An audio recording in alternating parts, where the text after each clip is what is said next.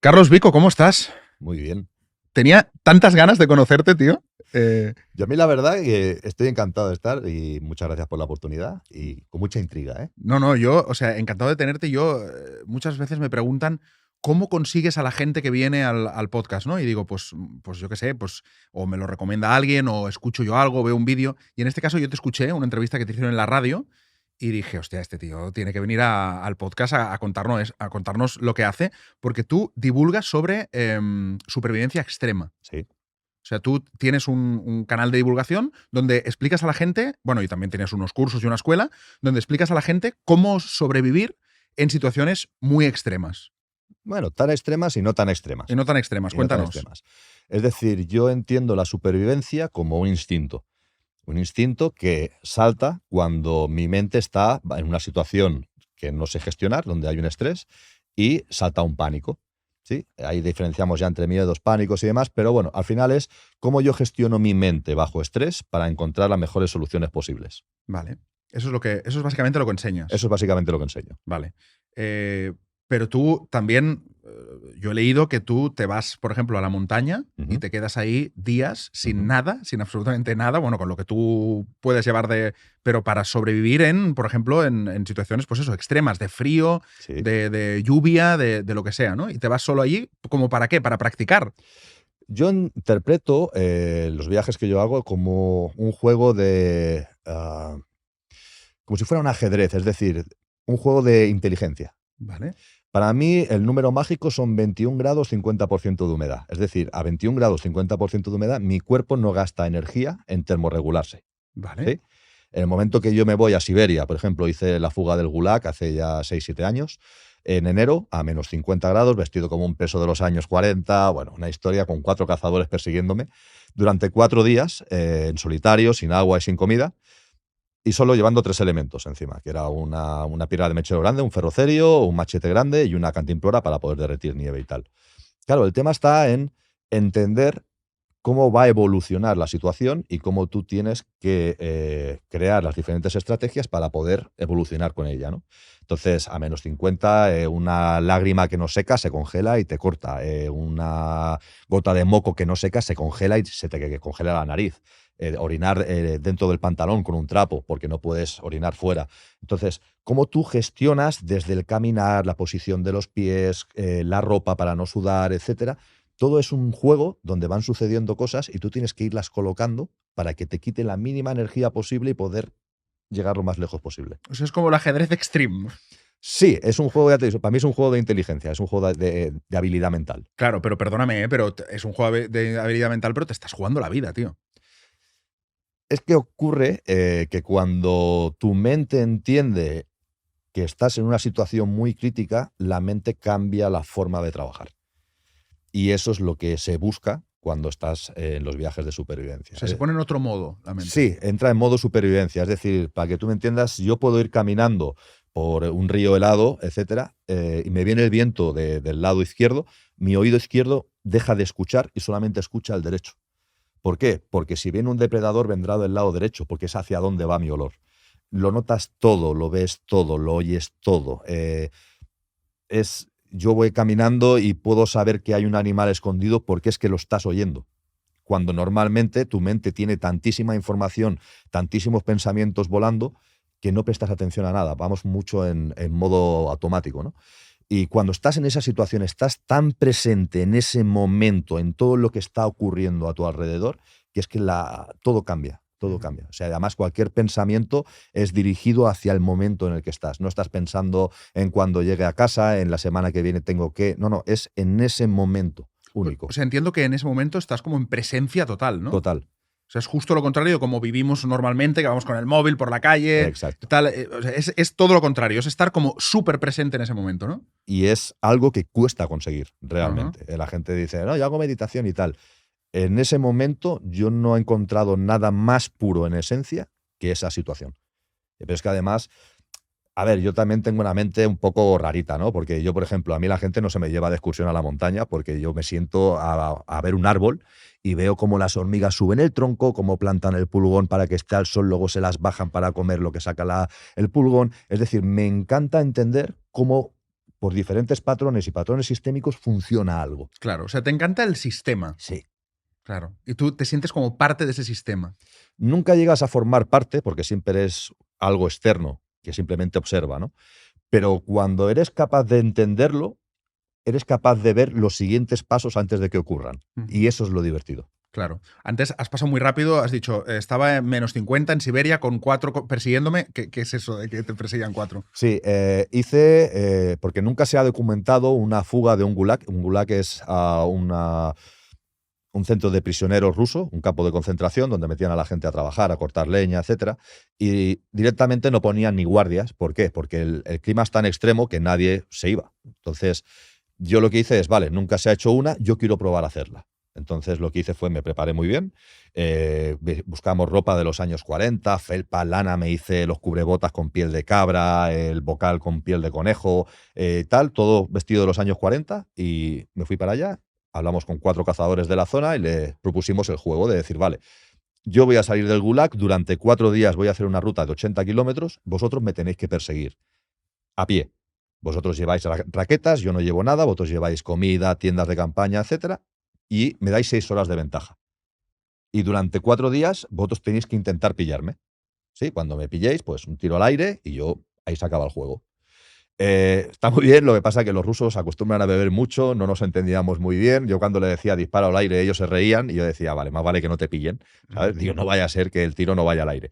Entonces es como tú juegas continuamente, pues marcábamos unos horarios donde no se puede caminar, donde tienes que parar obligatoriamente para que todos vayamos más o menos igual, pero cómo tú gestionas, más o menos te orientas, consigues comida, consigues agua, consigues calentarte, etcétera, en ese entorno concreto, sabiendo que te persiguen. Claro. ¿Y qué pasó? Gané, o sea, llegué al final con media hora de antelación. O sea, Hostia. justo me recortaron 5 horas y media en 4 días. Pero es normal, ¿eh? Porque, claro, yo comía nada apenas, estuve comiendo bayas y poquitas cosas, encontré termitas, etcétera. Pero claro, mi energía es como la de un móvil, ¿no? Que va cayendo de 80, 70, 60, 50, el ritmo va bajando, etcétera. Pero tú tienes que conseguir conservar esa energía hasta el final. Alucino. O sea, flipo, de verdad. Bueno, es que hagas como... esto por ocio.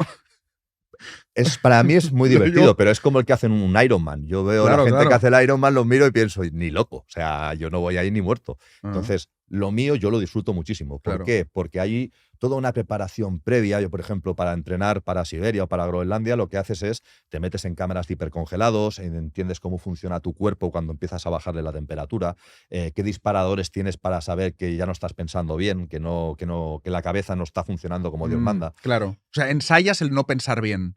No, lo que haces es, por ejemplo, yo me meto con cuadernos de suma, resta, multiplicaciones, divisiones y te pones y empiezas a hacer, bueno, y de golpe vas anotando, oye, me duelen las manos, me duele el cuello, me duele la cabeza, y llega un punto donde no eres capaz de resolver un 6x3 o un 7x7, y en ese momento paras y dices, a ver, ¿qué noto? Me noto dolor de cabeza, me noto dolor en la frente, vale, todo eso apuntado.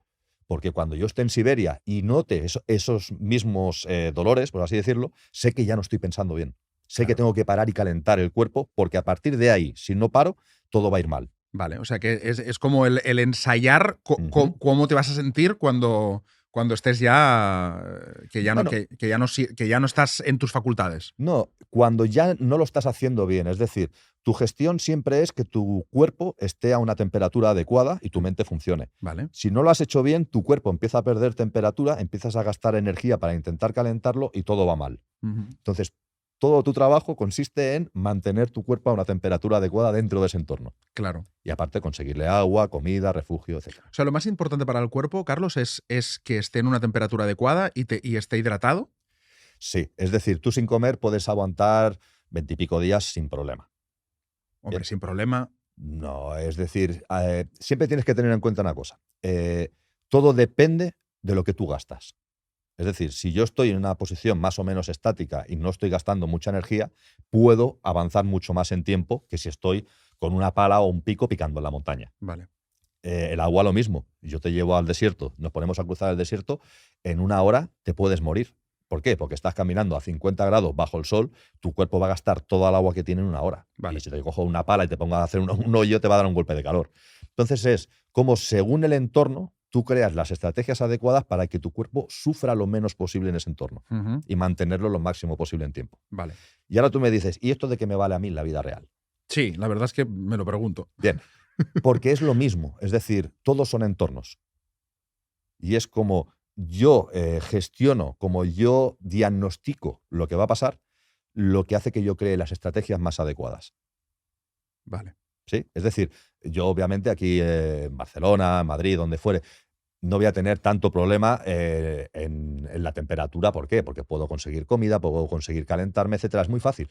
Pero como yo me relaciono con las personas, como yo voy por la calle e identifico posiciones corporales, movimientos, como yo me discuto con una persona y procuro entender por qué está enfadada, qué ha pasado, qué ha ocurrido, y hago toda una estrategia para que esa persona deje de estar enfadada, la muevo, la saco del pánico, la meto en el miedo, hago que reaccione, que sea más racional, que piense lo que está diciendo. Todo es más o menos lo mismo. Jolín, qué alucinante, ¿no? Tal como lo explicas. Claro, esto lo haces también con gente. O sea, tú montas viajes donde te llevas a gente al desierto o al Amazonas y sobrevivís ahí con nada, con un palo y lo que lleváis puesto durante una semana. Correcto. Es decir, lo que se busca es que la persona entienda lo que tiene delante, aprenda a crear su estrategia y se mueva en ella. Lo que pasa es que para mí la supervivencia que yo practico es muy minimalista. Es decir, yo si llevo una mochila cargada con 30 kilos, con comida, con agua, con la tienda de campaña, no estás haciendo supervivencia. No, claro. Estás acampando. Entonces, para mí es minimalista. Es con lo que llevas encima tienes que salir. O sea, me estás diciendo que imagínate que yo te digo, venga, quiero ir a un viaje de los tuyos. Ajá. Y me voy así con lo puesto. Sí. Y nos vamos al Amazonas y nos metemos dentro del Amazonas una semana, Sí. días y noches, Sí. con lo puesto y ahí construimos lo que tengamos que construir. Correcto. Brutal, de verdad, que no había visto nada igual. Es una forma de vivir el entorno y que tu mente fluya dentro de ese entorno. La palabra fluir no me gusta mucho. Pero, es decir, si yo llevo cuerdas, si yo llevo una tienda de campaña, no me estoy obligando a pensar con los elementos que tengo alrededor cómo podría hacerlo. Claro, pero ¿y nunca te ha pasado que no encuentres elementos y digas, coño, no puedo dormir o nos Mira, vamos a morir de frío? En mitad del desierto no hay nada. Es Claro. todo arena, ¿sí? Yo, por ejemplo, en el desierto lo que hacemos es, durante las horas de sol, nos enterramos en la arena. ¿Sabes cuando tú vas a la playa y tocas superficie y está ardiendo, pero mueves el pie y abajo está Sí. frío? Es lo mismo. Yo llego allí, hago una zanja, me entierro dentro, fuera estoy a 50, dentro de la arena estoy a 22, 23. Pero te encierras, ¿cómo respiras? Perdón, pero... Dejas la cabeza fuera. Vale, pero entonces la cabeza sí se te quema. No, pues te pones el trapo, o sea, pones Vale. un par de palitos, lo que sea, haces como una pequeña cámara de aire con tu cara y lo que haces es a dormir. Intentas descansar, moverte lo mínimo posible, bajar pulsaciones, bajar todo el ritmo de tu cuerpo para gastar el mínimo de energía posible. Y una vez llega la noche, que es cuando baja la temperatura, ya te activas, sacas agua, potabilizas y empiezas a caminar, a surfear dunas hasta el día siguiente. Claro, ahí duermes de día y caminas de noche. Correcto. por el tema de la temperatura. Correcto. Hostia. ¿Y en el Amazonas? Lo mismo. El Amazonas, la gracia que tiene es que es un supermercado. Es decir, hay de todo por todas partes. Allí eres comida con patas, eres una hamburguesa con patas, que digo yo en el Amazonas. Entonces es como tú aprendes a protegerte de los mosquitos, como aprendes a hacerte el refugio elevado para no dormir en el suelo, cómo aprendes a hacer un fuego para poder hervir el agua y potabilizarla, y cómo tú, a través de los días, cada vez estás más cómodo en esa situación, porque cada vez tienes más claro cómo hacer las cosas, cómo tienes que hacerlas, y de llegar el primer día que vas un poco como pollo sin cabeza, a partir del tercer, cuarto día ya vas disparado, ya vas por dentro como Pedro por su casa. Como si aquello fuera una ciudad, ¿no? No como una ciudad, porque realmente tu propia mente se mete en ese estado de presente. Entonces tú mismo ya antes de tocar una hoja, que normalmente caminarías y la apartarías con la mano, ya observas la hoja, ya ves si hay algo en la hoja. Ya. Entonces toda tu mente se basa en ese presente y fluye de una forma muy diferente. ¿Qué es lo más peligroso que te ha pasado, Carlos? Define peligroso. Pues que tú hayas dicho, hostia, de esta no sé si voy a salir, ¿eh? Mira, es que han sido muchas, pero quizá las más peligrosas han sido con otras personas. Yo, por ejemplo, en Oujda, en la zona este de Marruecos, frontera con Argelia. Estaba por allí y, bueno, yendo por la calle vi a una persona golpeando a otra, un hombre pegándole a una mujer, eh, y me metí en medio. El problema fue que hubo un pequeño choque de culturas, porque como europeo no iba con la mente como tiene que estar, es decir, allá donde fueres, haz lo que vieres, ¿no? Entonces, no tienes que meterte en esas cosas. Es una cultura diferente, tú vienes de una cultura totalmente diferente a la suya, con lo cual tú lo que tienes que hacer es no meterte en nada, ¿no? Pero en ese momento, pues no reaccioné bien, increpé al hombre, el hombre se vino hacia mí y, bueno, le di un golpe, cayó al suelo y lo que pasó al momento después fue corre porque te quiere linchar medio pueblo, ¿no? O sea, Claro. se juntó allí todo el mundo, empezaron a coger ramas, piedras y tal, yo me tuve que refugiar en un patio interior de una casa. El chico que venía conmigo fue corriendo a llamar a la policía. Bueno, ahí se montó un pitote de narices, pero ahí me las vi muy justas. De hecho, yo mandé un mensaje a casa diciendo a mi padre, si no te llamo en una hora, llama a donde sea que me saquen, porque la he liado muy parda. Pero ¿y nunca te ha pasado nada a nivel de supervivencia? De decir, hostia, ¡Pum! he estado en, no sé, pues eso, ¿no? Lo que decías, en Siberia y resulta que me he visto que me congelaba. Bueno, quizá la peor fue Groenlandia. Groenlandia fui en el 2016 y justo llegamos nosotros, llegó el huracán Alex a la vez que nosotros a Groenlandia.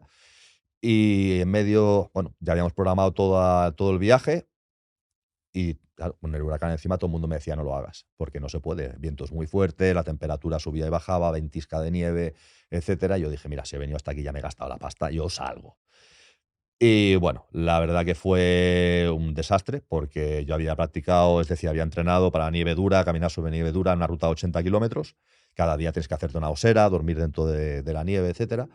Y él iba muy lento porque la nieve era muy blanda, iba con la nieve por encima de las rodillas y el cuarto día por la mañana dije, no llego. O sea, me faltaba una distancia por recorrer y digo, no, no llego porque voy demasiado lento y no se me ocurrió otra cosa que ir por el hielo, que me lo habían prohibido y una placa cedió al peso, caí al agua, conseguí salir, pero tardaron 14 horas en llegar el rescate a mi posición. Claro, Hostia. 14 horas con vientos de 70, 80 por hora, ventisca de Y con el nieve. cuerpo helado, claro, porque Claro, habías caído en el hielo. correcto. O sea, y aparte de mojado, con temperatura de -15, -18, -20, oscilando ahí.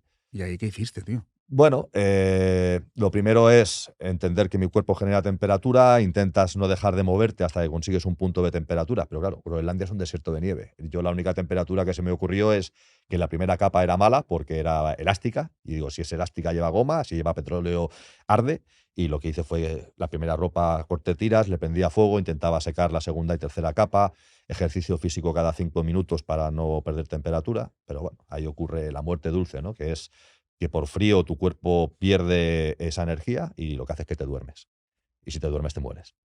Entonces empiezas a ver visiones, yo escuchaba llorar a mi hija, me ponía a escarbar en la nieve para sacarla, a hablar con mi abuelo, con mi padre, con mi O sea, madre. empezaste a alucinar. Sí, sí. Y te vuelves loco y eres consciente de que estás loco, ¿eh? O sea, eres consciente de que lo que está pasando no es real, está en tu mente y lo estás viendo y dices, pero es que esto no es. O sea, y yo he entendido que es la mente propia que sabiendo que si te duermes te mueres, te hace ver cosas para subirte la adrenalina y no dormirte. Y Vale. estás todo el rato en ese juego. O sea, hacía que oyeras tu hija para que la adrenalina te subiera y no te durmieras. Correcto. Hostia, qué alucinante, tío. Qué alucinante. ¿Y cómo saliste de ahí? Llegó el equipo de rescate. Es decir, a las 12 menos 11 y media, 12 menos 20 más o menos, llegó el equipo de rescate donde yo estaba, pero yo ya había mandado hacía 10 minutos un mensaje a casa diciendo gracias por todo, me voy a dormir. Es decir, no me quedaba nada ya. Lo había gastado todo. No, horas previas había tenido un parón, había dejado de temblar, ya no sentía frío, no sentía dolor, estaba en una situación de relax absoluto ya de decir, yo me voy a dormir. O sea, has venido aquí, lo has hecho todo, ya no queda nada más por dar. Hasta aquí hemos llegado, el cuerpo no da para más. ¿Y en ese momento qué pensaste, tío? Ah, es complejo. En ese momento lo que pensé fue disfruta. De, desde que naces, la única cosa segura en tu vida es que vas a morir, ¿no? Entonces, en ese momento concreto, lo que haces es relajarte, es eh, a lo que venga, disfrútalo. Disfruta el viaje, sea lo que sea, ¿no? Sea lo que sea, sea lo que sea. Es que el tema de la muerte es un tema muy tabú. A la gente no le gusta hablar de la muerte. Ujú. Y es ilógico. Es decir, es la única cosa que tienes clara desde que naces es que te vas a morir seguro, ¿no? Mm. Entonces, para mí es un fallo el no tratar la muerte. Yo, por ejemplo, con mis hijos lo hablo mucho. Ujú. Oye, llegará un día que yo no estaré y no pasa nada. Es así. Es decir, yo trabajo mucho en la no pertenencia, ¿no? De decir, yo no soy tuyo, yo soy yo. Entonces, yo comparto contigo tiempo y energía, lo disfrutamos y nos reímos. Pero llegará un punto donde yo no estaré y tú tendrás esos recuerdos de mí, pero no pasa nada. Es decir, la vida funciona así. No hay. El problema para mí de la pertenencia es que cuando la otra persona falla, tienes el sentimiento de me lo han quitado y sientes una pérdida horrible. Yo entiendo que no, que al final es tú estás compartiendo ahora tiempo y energía conmigo y estamos disfrutando, estamos hablando, estamos intercambiando, guay. Y no pasa nada. Y si nos volvemos a juntar de aquí a un mes y nos tomamos una Coca-Cola, pues, oye, otra vez. Pero no tengo esa sensación de este es mío, es mi amigo. No, es un amigo. Ya. Funciona diferente. ¿Y si uno de tus hijos se muriera, lo verías así también? Hombre, obviamente lo sentirías horrible, Ah. ¿vale? Pero yo entiendo que hay imponderables, es decir, mi hijo puede morir. Lo mismo que puedo morir yo, puede morir cualquier amigo, a mí se me ha muerto mucha gente, por desgracia, muchos amigos en la montaña. Ujú. Y llega al punto ese donde entiendes que, bueno, que es cierto que hay esa transición y que, bueno, todo el No, mundo no se te da muere. miedo la muerte. No, Nada de miedo. no. Es decir, procuro vivir mi vida de tal forma que no me preocupa el morirme. ¿Tienes miedo a algo, tío? Tengo miedo a todo. Es decir, Bueno, a la muerte no. sí, es decir, a mí la gente que dice, no tengo miedo a nada, o eres tonto o mientes.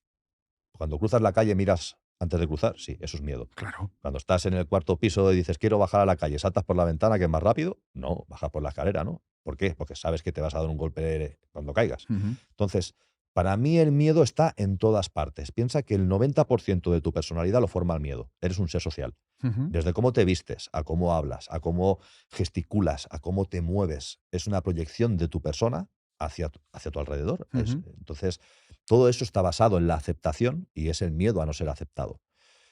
Si yo continuamente nos dicen que el miedo es malo, que el miedo hay que vencerlo, yo no puedo vencerme a mí mismo, es ilógico. Entonces lo que tengo que hacer es gestionarlo. Para mí el miedo es una proyección de mis puntos débiles hacia una amenaza. Cuando yo voy a hacer algo, el miedo me dice, la vas a cagar ahí.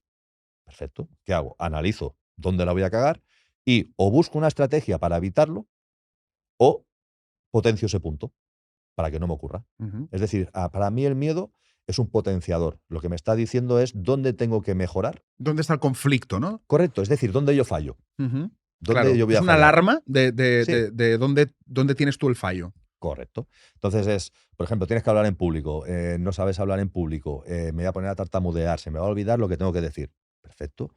Antes de ir, practica, antes de ir, estúdiate bien el tema, antes de ir, toma unas clases de hablar en público, por ejemplo. Es decir, me está diciendo dónde voy a fallar y yo tengo la elección de si quiero mejorar ese punto o directamente decir, no hablo en público, lo evito. Ujú. Claro, dicen que en el fondo todos tenemos miedo solo a morir y que todos los miedos que tenemos, si vas diciendo por qué, al final sale, ¿no? O sea, miedo a volar, bueno, es miedo a morir, ¿no? A que tengas un accidente y morir. Nadie tiene miedo realmente a volar, ¿sabes? Ujú, A volar. Estoy volando, tengo miedo, no. Tienes miedo a que se estrelle el avión, ¿no? ujú. O tengo miedo a, pues lo que decimos, no hablar en público. ¿Por qué? Porque en ridículo y que la gente no me quiera. O sea, al final siempre detrás de todo hay miedo a no ser aceptado o Ujú. a morir, ¿no? Bueno, y cuando a ti una chica te gusta y no hablas con ella, Claro, también. Es miedo al ridículo. O miedo a la no aceptación. Miedo a que no me quieran. correcto. A la soledad. Pero al final, siempre, si te fijas, para mí, una de las bases para que el miedo poder gestionarlo es la autoestima. Ujú. Es decir, la autoconfianza, el entender mis capacidades y entender qué sé hacer y qué no. Vale. Y entonces yo juego mi partido. Es decir, yo voy a jugar con mis cartas Ujú. y voy a procurar que la situación vaya hacia donde yo quiero. Vale. ¿Sí? O sea, ir preparado. No es ir preparado, es lo que te decía, es entender la situación y crear la estrategia adecuada en cada situación. Ujú. Es un juego de habilidad mental. Vale. Entonces, si por ejemplo tú le quieres entrar a una chica, por Sí. decir algo y por ponernos un poco más, eh, ¿Qué harías? ¿Qué calcularías ahí? Porque claro, no conoces, no sabes quién es, ¿no? No, pero la chica obviamente pues dependerá de cada situación. Pero yo, por ejemplo, yo lo veo mucho con mi hija. Vale. Mi hija tiene 15 años, es adolescente, eh, y siempre viene con 1000 historias diferentes. Bien, Como todos los adolescentes. totalmente. Entonces, claro, desde la educación que yo he recibido, que ha sido una educación mucho más dura, yo empecé a trabajar muy joven, etcétera. Claro, yo veo la situación y hay muchas cosas que dirías, no. O ella de golpe se enfada y empieza a discutir, etcétera. Y es como tú analizas la situación, en lugar de querer plantar tu punto de vista, no. Lo que haces es, te pones en su situación, ves lo que a ella le está afectando, le dices, ok, controla la emoción, baja la emoción, explícamelo bien. Entonces ella te empieza a explicar qué ha ocurrido desde la calma, sin la emoción. Y ella misma dice, he fallado ahí. Ese es el punto. Ya. Es decir, Control mental. sí, pero ya no solamente de mí hacia la situación, sino para coger a la persona que tengo delante y conseguir que ella racionalice lo que está ocurriendo y que busque sus propias soluciones. Es decir, yo no tengo que solucionar el mundo. Yo lo que hago es creo un camino donde voy a gastar el mínimo tiempo y energía y voy a conseguir que tú llegues donde tú quieres estar sin yo tener que interceder demasiado, para que me entiendas. Que se dé cuenta ella. Claro, a mí me pasaba mucho, por ejemplo, yo he trabajado mucho de seguridad privada y ocurre pues cuando hay un conflicto, ¿no? Una pelea y tal, que la gente está en pánico y está tal. Y el simple hecho de decir, ¿estás bien? ¿Puedo ayudarte en algo? Esa persona que estaba en pánico, de golpe, ¡pum!, Conecta. tiene que buscar las palabras para explicarte lo que ha ocurrido. En el momento que él está buscando las palabras, está racionalizando. Ya lo he bajado del pánico. Es que ha pasado esto y tal, el tío este, tal. Hostia, igual se ha equivocado. O se ha equivocado. Todo el mundo se puede equivocar. ¿Tú crees que se ha equivocado? Se ha equivocado. Déjame que hable con él. Le voy a decir que se ha equivocado y a ver qué pasa. Vale.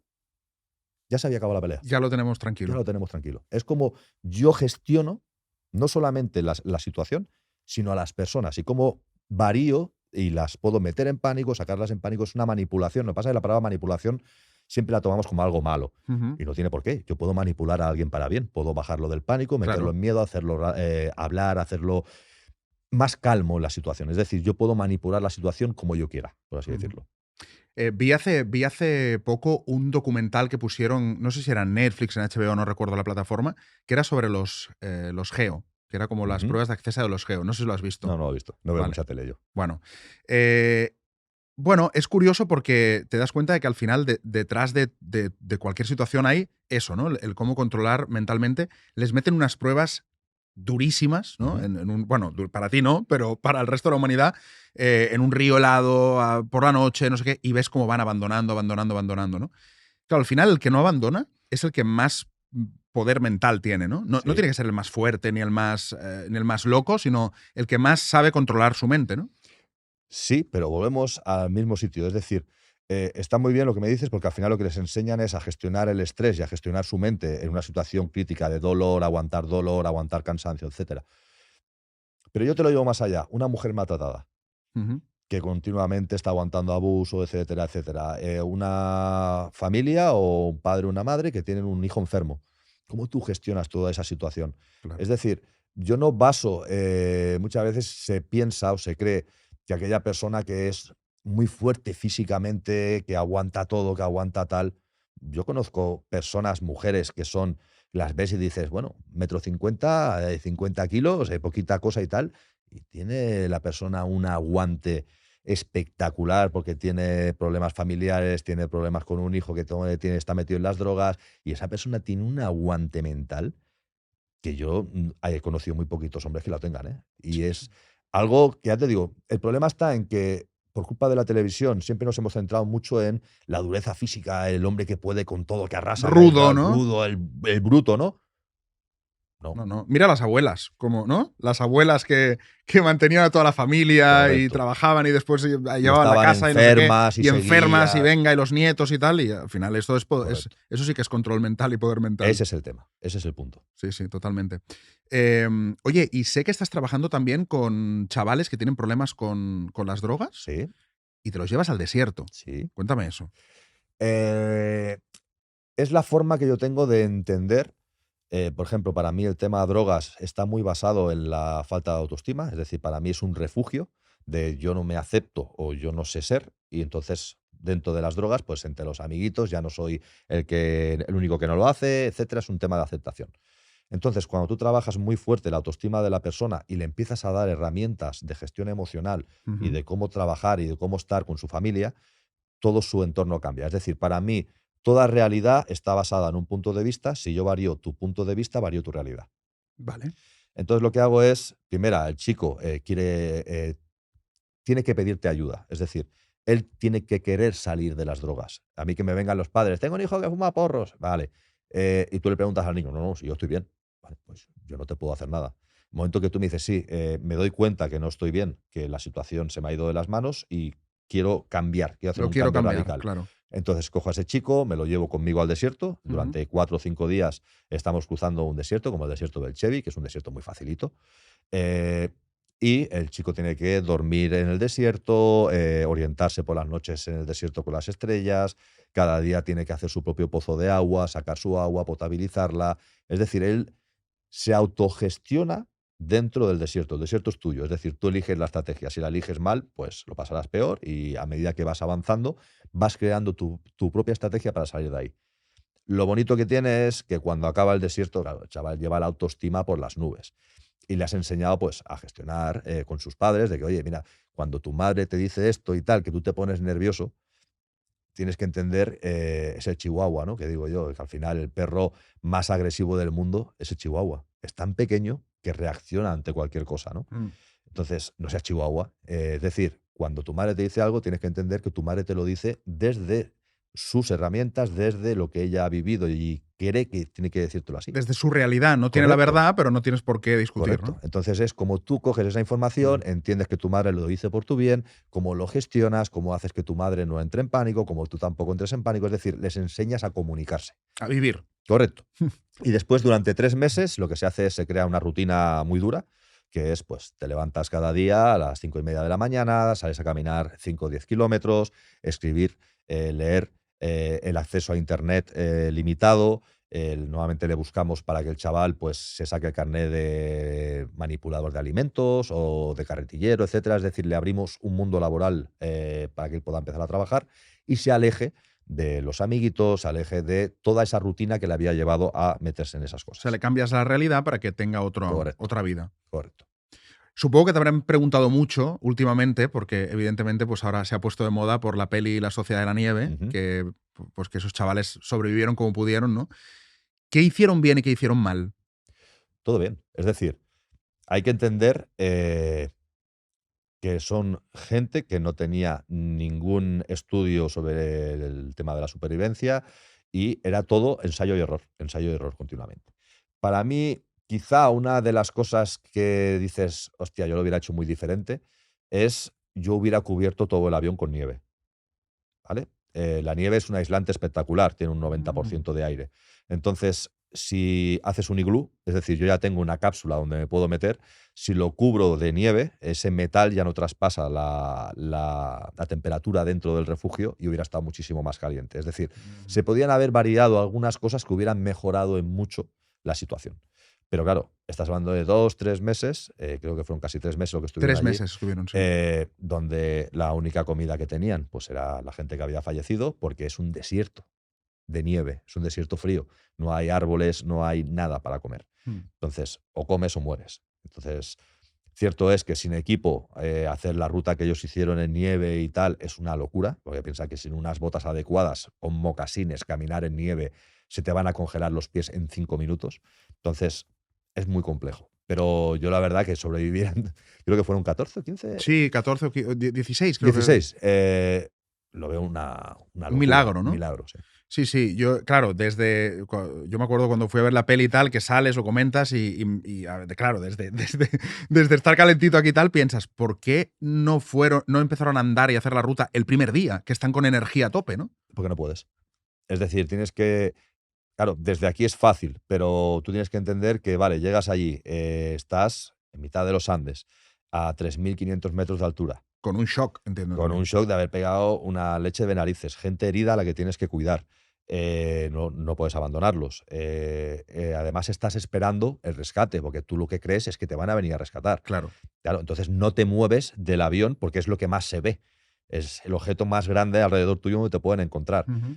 Claro, de ahí ya van pasando los días hasta que ellos se dan cuenta de que no van a ir a buscarlos. Claro, ya ha pasado todo unos días donde no has comido, apenas has bebido y, claro, ya estás metido en el hoyo. Entonces Ujú. ahora es, sin equipo, ¿cómo salgo de aquí? Con igual medio metro, 1 metro de nieve, paredes verticales a un lado y al otro, cayeron en un valle. ¿Cómo sales de ahí, no? Entonces es muy complejo realmente. Claro. Yo tuve la suerte de poder coincidir con Carlitos Páez en Madrid. Estuve un ratito con él hablando y bueno, pude hacer unas cuantas preguntas y espectacular. O sea, para mí, no me gusta el fútbol, pero para mí Carlitos Páez es como el Messi, ¿no? Es Messi, ¿no? De la supervivencia. No, claro, exacto. Para lo tuyo es Messi, Sí. evidentemente. Oye, y un detalle que seguro que tú me cuentas por qué. ¿La nieve no se puede beber directamente? O sea, ¿no te la puedes ir metiendo en la boca y que se deshaga? ¿Por qué hacían agua de la nieve?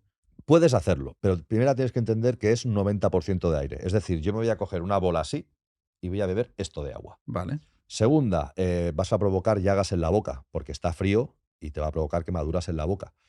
Y por último, tu cuerpo tiene que calentar esa agua para consumirla. Es decir, voy a gastar un montón de energía Vale. para poder consumir el agua yo me la puedo masticar, la nieve, me la puedo tragar, pero es que mi cuerpo tiene que calentarla, tiene que derretirla para poder consumirla. Ujú. Con lo cual, además, estoy enfriando mi cuerpo que va a tener que luego calentarse otra vez. Vale. No es muy aconsejable. Vale, es mejor hacer agua, ¿no? Sí, O sea, ponerla a derretir como hicieron correcto. y ya está. ¿Algún consejo por si un día nos vemos en medio de un bosque o del Amazonas o algo así y pensamos, mira, aquel podcast que escuché? Para mí, el 80% del éxito reside en una buena diagnosis, como una enfermedad. Si yo diagnostico bien la enfermedad, es muy fácil encontrar la solución. Si el diagnóstico es erróneo, la lías. Entonces, para mí, analizar la situación, la realidad, no desde la emoción. Cabeza fría. Cabeza muy fría. Oye, llega la noche, me he perdido, estoy buscando setas, no encuentro el coche. Se está haciendo de noche. Para. Haz un refugio, busca leña, porque la temperatura va a bajar. Va a bajar la humedad, voy a empezar a tener frío, hipotermia. Hay gente que ha muerto en agosto de hipotermia. Entonces, créate un punto de temperatura externo, enciéndete un fuego, búscate leña y mañana cuando salga el sol, ya volveremos a buscar el coche. Ya, no desesperado, Ya, venga, vamos a buscarlo aunque sean correcto. las 12 de la noche, ¿no? Correcto. Lo más preocupante de pasar noche en la montaña es el frío. Ni el agua, ni la comida, el frío. Intenta provocarte un refugio. Siempre digo a la gente, una bolsa de basura industrial vale 20 céntimos, no pesa.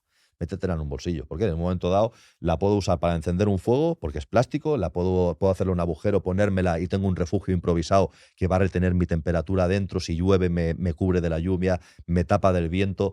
Es un refugio improvisado, una bolsa de basura industrial. Ujú. 20 céntimos. Y entiendo que, por lo que dices, entiendo también que si vamos a ir a la montaña, pues ir con un mínimo, ¿no? De una navaja, un mechero, o sea, llevar alguna cosa, ¿no? Deberías. Es decir, para mí el equipo indispensable en montaña sería un silbato, Ujú. un encendedor y una bolsa de basura.